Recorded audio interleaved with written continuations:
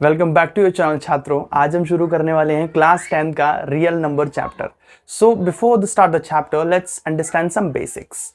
तो इस चैप्टर के अंदर आप एचसीएफ और एलसीएम के साथ खेलोगे और कुछ नंबर्स का लाइक प्राइम फैक्टराइजेशन और सिंपल फैक्टर्स और मल्टीपल्स, इन सब चीज़ों के बारे में समझोगे और रैशनल और इरैशनल के बारे में भी समझोगे।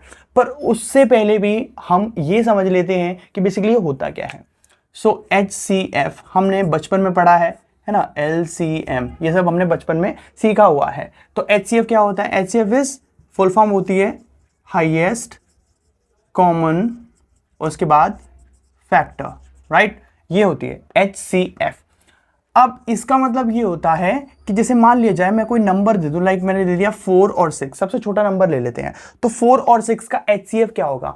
कहने का उसका मतलब ये है कि ऐसा कौन सा नंबर होगा जो 4 और 6 को एक बार में पूरी तरह से डिवाइड कर दे, उसको काट दे, छोटा से छोटा नंबर। तो वो होगा 2, राइट? क्योंकि 2 के टेबल में 4 भी आता है और 2 के टेबल में 6 भी आता है, इसलिए 4 और 6 का एचसीएफ जो होगा वो 2 होगा। Let's take another number. Like अगर मैं ये ले लूं, मैंने ले लिया 12 और 24, ठीक है। अब 12 और 24 को जरूरी नहीं है कि एक ही नंबर काटे, उसको कई नंबर काट सकते हैं। जैसे कि मान लीजिए उसको 2 काट सकता है, राइट? 2 12 को भी डिवाइड कर देगा, 2 24 को भी कर देगा, ठीक है। इसके बाद 3 भी काट सकता है, ठीक। इसके बाद 4 भी काट सकता है, 6 भी काट देगा, और जैसे 8 हो गया, 8 लेकिन 24 को काट सकता है, 12 को नहीं काट सकता। इसके बाद 12 हो गया, ठीक। तो जहां पर हम 12 और 24 के फैक्टर्स लिखेंगे, फैक्टर्स आप समझते हो, ऐसा नंबर जो उस नंबर को डिवाइड करते हो वो फैक्टर कहलाता है। तो ये सारे नंबर्स क्या हैं? कॉमन आ रहे हैं इन दोनों के टेबल्स में, मतलब इन दोनों के टेबल्स में नहीं, इनको काटने में जो इनके फैक्टर्स लिखे जाएंगे 12 और 24 के, तो ये नंबर कॉमन आ रहे हैं। अब इसके अंदर से उसने क्या बोला है? हाईएस्ट ढूंढना है। तो भाई हाईएस्ट तो यहां पर 12 ही है, ठीक है। 12 हाईएस्ट भी है, 12 कॉमन भी है, और फैक्टर तो है ही है। तो इसीलिए 12 और 24 का फैक्टर हम 12 को कहेंगे, 6 4 3 या 2 को नहीं कहेंगे, क्योंकि वो नंबर छोटे हैं। आप समझ पा रहे हो? इसके बाद में आगे हम समझते हैं कैसे पहचाने कि इस नंबर का जो एचसीएफ जो निकलेगा वो कितना बड़ा निकलेगा।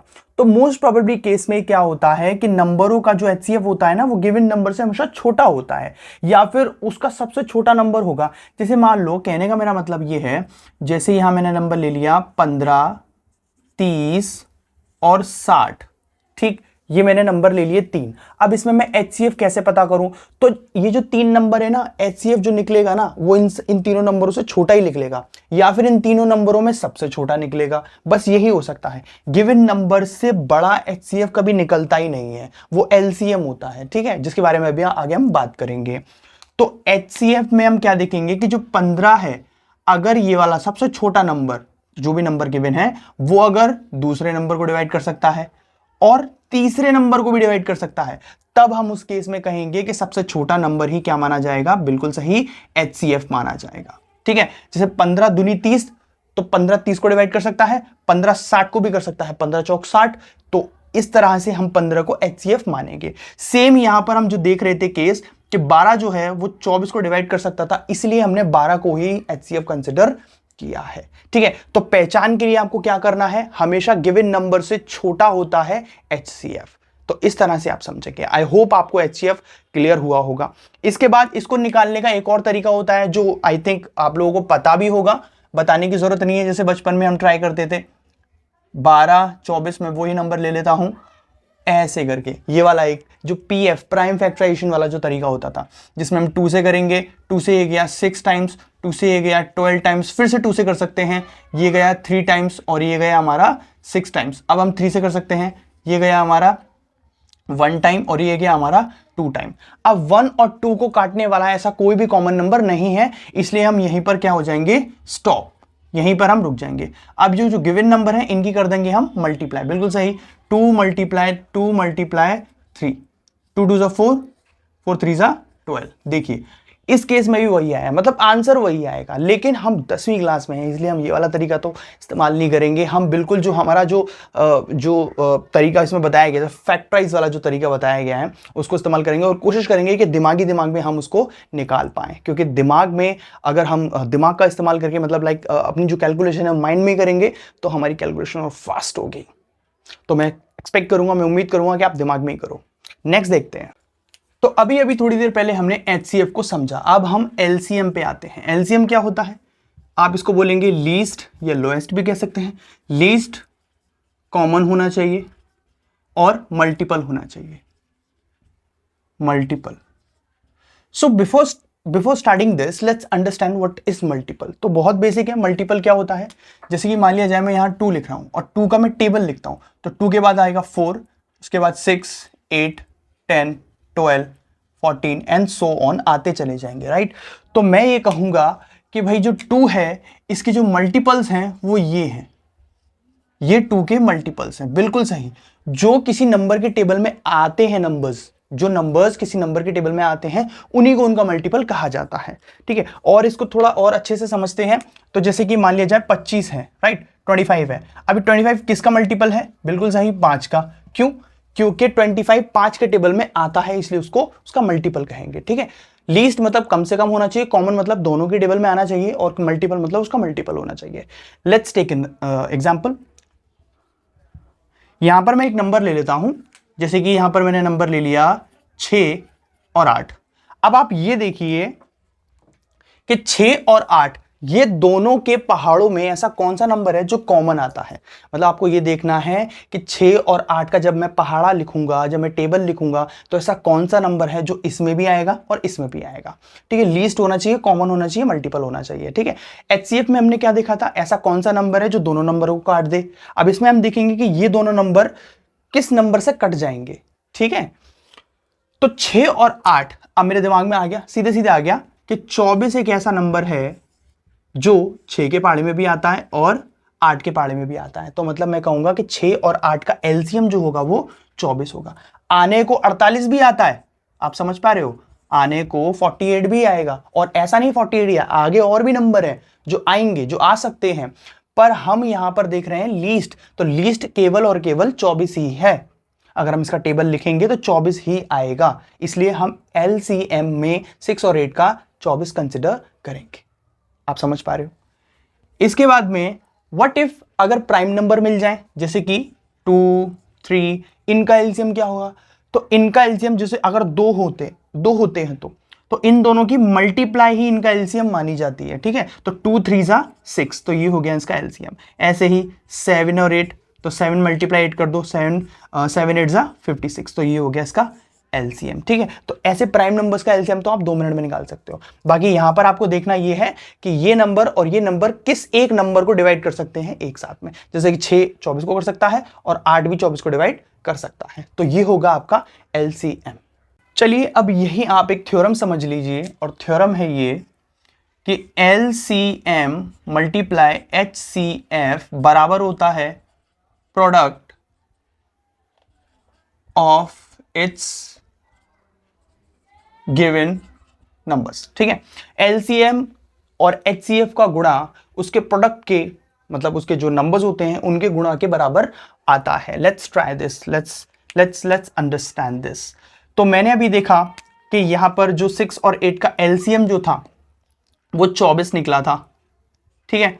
अब 6 और 8 का, मतलब 6 और 8 का HCF क्या निकलेगा? मतलब आप सोच लीजिए कि 6 और 8 को कौन सा नंबर डिवाइड कर सकता है? बिल्कुल सही, 2 कर सकता है। 2 6 को भी कर देगा डिवाइड और 2 8 को भी कर देगा, इसलिए HCF 2 माना जाएगा और LCM 24 माना जाएगा। सो हम देख पा रहे हैं कि हमने HCF ये निकाल लिया, LCM ये निकाल लिया। चलो अब इनकी जगह पर पुट करते हैं। जैसे LCM की जगह पर मैं रखूंगा 24 गुणा HCF हमारा कितना है 2 equal product of its given number. अब गिवन नंबर क्या है भाई? 6 और 8, तो यहां लिख दिया हमने 6 और यहां लिख दिया हमने 8, ठीक है। तो 24 दूनी क्या होता है? बिल्कुल सही 48 होता है बराबर, और 6 8 48 होता है। सो ये वो कहना चाह रहा था, इस तरह से वो ये जो थ्योरम है वो प्रूव होती है। अब इसमें से एक चीज भी अगर आपको गिवन होगी, लाइक LCM गिवन होगा और दोनों नंबर गिवन होंगे, तो आप HCF निकाल सकते हो, ठीक है, इधर उधर करके, ये तो हमें आता है। और HCF गिवन होगा, दोनों नंबर गिवन होंगे, तो आप LCM निकाल सकते हो। तो ये वो थ्योरम है। आई होप आपको समझ में आया होगा। चलिए अब आगे बढ़ते हैं। Okay, now let's understand what is rational and irrational. So ऐसा कोई भी नंबर, एनी नंबर जो हम PYQ की फॉर्म में लिख सकते हैं वो रैशनल कहलाता है। And any number which can not be written in the form of PYQ it's called a irrational number. अब इरैशनल नंबर के एग्जांपल क्या हो जाएंगे? जैसे कि पाई हो गया, ये हमारा एक इर्रेशनल नंबर है। और ऐसा कोई भी नंबर जो कट नहीं सकता है, ठीक है, लाइक ऐसे 1 0 1 0 0 1 0 0 0 एंड सो ऑन, ऐसा चलता है, मतलब नॉन टर्मिनेटिंग और नॉन रिकरिंग। ऐसा नंबर जो टर्मिनेट भी नहीं हो रहा है और रिपीट भी नहीं हो रहा है, उसको हम कहेंगे इर्रेशनल नंबर, ठीक है। और रैशनल नंबर लाइक बेसिक, जैसे कि ये एक रैशनल हो गया जो टर्मिनेटिंग होता है, कट जाता है ना। और 5/7 लाइक ये कट जाएगा और डेसिमल में आ जाएगा, है ना। और 3/5, मतलब ऐसे नंबर्स लाइक आप ऐसे देख सकते हो। कोई भी एक नॉर्मल नंबर भी, लाइक हमने दे लिया 6, है ना, इस तरह से हमने ले लिया 6 और इसके नीचे 1 लगा सकते हैं, तो इसको PYQ के फॉर्म में लिख सकते हैं। तो अगर नंबर कट रहा है मतलब वो टर्मिनेटिंग है, तो वो एक रैशनल नंबर कहलाएगा, और अगर वो नहीं कट रहा है तो वो एक इर्रेशनल नंबर कहलाएगा, ठीक है। सो ये सब बेसिक था जो आपने आई थिंक 9th में ही पढ़ा होगा, तो रैशनल और इर्रेशनल का। अब यहां पर एक सवाल आता है इसमें कि प्रूव करिए कि अच्छा ऐसे नंबर भी इर्रेशनल नंबर्स होते हैं, आपको बता दूं ऐसे वाले, जैसे कि 2 रूट में हो गया, रूट में 3 हो गया, और ऐसे अगर होंगे जैसे रूट में 9 हो गया, रूट में 4 हो गया, तो ये सारे रैशनल होंगे। क्यों? क्योंकि ये बाहर खुल सकते हैं, ठीक है। तो ये छोटी सी जानकारी थी इस तरह से, तो इसको तो लिख सकते हैं पर इसको नहीं लिख सकते। तो यहां पर यही आपसे सवाल पूछ लिया जाए कि √2 को आप रैशनल प्रूव करिए, इर्रेशनल सॉरी, इसको इर्रेशनल प्रूव करिए, ठीक है। तो हम क्या करेंगे, हम लेट कर लेते हैं, मतलब अज्यूम कर लेते हैं, लेट्स अज्यूम, लेट कर लेते हैं हम इसको एक रैशनल नंबर, ठीक है। इसको अज्यूम कर लेते हैं, अज्यूम। अब एक रैशनल नंबर है, मतलब ये किसके फॉर्म में होगा, PYQ के फॉर्म में होगा, राइट। और PYQ को हम क्या मानते हैं, को प्राइम नंबर्स, तो P/Q के फॉर्म में, और इनको मानते हैं हम को प्राइम। को प्राइम मतलब जिनका फैक्टर 1 होता है, सिर्फ 1। आगे हम देखते हैं कि 2 = A/B कर लेते हैं, ठीक। अब दोनों साइड में हम कर देते हैं स्क्वायर, ठीक है, बोथ साइड स्क्वायर कर दिया हमने। इसका स्क्वायर रूट से कट गया, ये बन गया 2 = ये खुलेगा A² / B², ठीक। अब इस B² को हम वहां ले जाते हैं, या हम A² को भी B² को ले जाते हैं, तो ये हो जाएगा 2B² = A²। अब जो 2 है वो A² से यहां डिवाइड में आ सकता है, राइट। अगर हम इसको यहां लाएं, जैसे ऐसे करके अगर हम ले आए तो ऐसे डिवाइड में आ सकता है, ठीक। तो जिस मैं आपको बता रहा हूं, तो इसका मतलब यहां हम लिखेंगे कि A² डिविजिबल बाय 2, सो हमारा जो A होगा ऑल्सो डिविजिबल बाय 2। ये आप समझ पा रहे हो, A² अगर 2 से डिविजिबल है तो A भी 2 से डिविजिबल होगा। कहने का मतलब ये है कि जैसे मान लो कि यहां पर है 5 का स्क्वायर जो डिविजिबल है 5 के साथ, राइट। तो क्या जो 5 होगा वो 5 के साथ डिविजिबल नहीं होगा? बिल्कुल होगा, राइट। तो वो भी इसके साथ डिविजिबल होगा, राइट। तो यही हम देख रहे हैं कि A² is divisible by 2, so A is also divisible by 2। अब यहां पर आगे हम आ जाते हैं कि 2A = इसको मान लेते हैं हम, सॉरी, A = 2C। अब जब A जो है 2 जो है वो A से डिविजिबल है, तो 2 को किसी से ही मल्टीप्लाई करो, बात तो वही रहेगी, 2 तो डिवाइड करेगा ही उसको। तो हम फिर से करते हैं, बोथ साइड स्क्वायर करेंगे, तो यहां स्क्वायर किया और यहां भी स्क्वायर किया।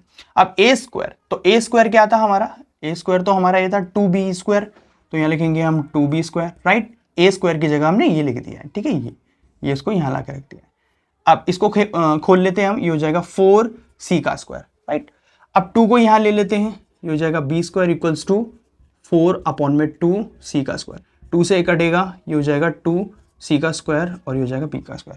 अब जब 2 यहां पर आएगा, राइट, जैसे इस तरह से अभी थोड़ी देर पहले दिखाया था ना मैंने, इस तरह से, तो 2 अब B² को डिवाइड कर रहा है, राइट, ठीक है।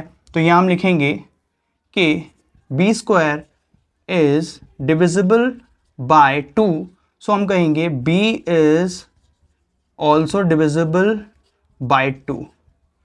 अब यहां पर हम देख पा रहे हैं कि A और B क्या थे, को प्राइम थे, राइट। तो उनका फैक्टर क्या था, 1।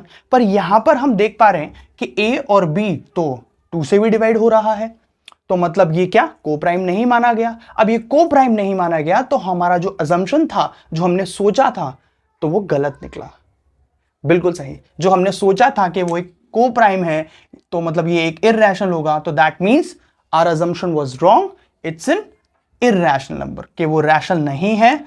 √2 एक बिल्कुल सही इररेशनल नंबर है। ठीक, तो हमको ऐसे करना है इसको सॉल्व। आप इसको करेंगे, आप इसको प्रैक्टिस करेंगे तो बिल्कुल आपको आएगा। इससे आगे वाले जो हैं, जिनको आगे वाले को जो रैशनल प्रूव करना है, इररेशनल प्रूव करना है, वो इससे भी ज्यादा आसान है। चलिए अब उन्हें देखते हैं। नाउ लेट्स अंडरस्टैंड कि हम इसको कैसे इररेशनल प्रूव करें। ये बहुत आसान है। सो फिर से हम करते हैं। लेट्स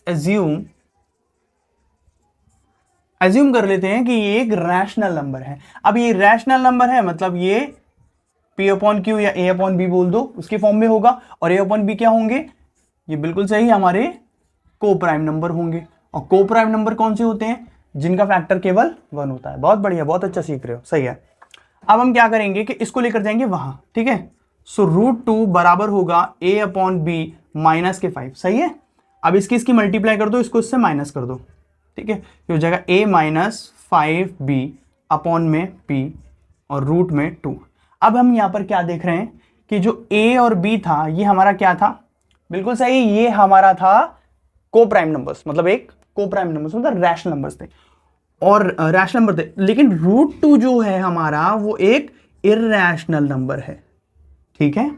√2 हमारा एक इररेशनल नंबर है। आप मुझे बताइए क्या क्या एक रैशनल एक इररेशनल के बराबर आ सकता है? जी नहीं, कभी नहीं। तो ये एक रैशनल है और एक इररेशनल है, मतलब this can not be equal to. So that's why यहां से हमारा कॉन्ट्रडिक्शन, फिर से हमारा जो अजम्पशन था वो रॉन्ग निकल गया और ये नंबर आ गया इररेशनल। ये जो हमने अज्यूम किया था कि ये एक रैशनल हो जाएगा, पर actually it's not the case, वो एक इररेशनल नंबर है। सो इन वाले सवालों को तो बिल्कुल हम आसानी से ऐसे कर सकते हैं। सो आई होप आपको समझ में आया होगा। अब हम चलते हैं एक्सरसाइज पे। चलिए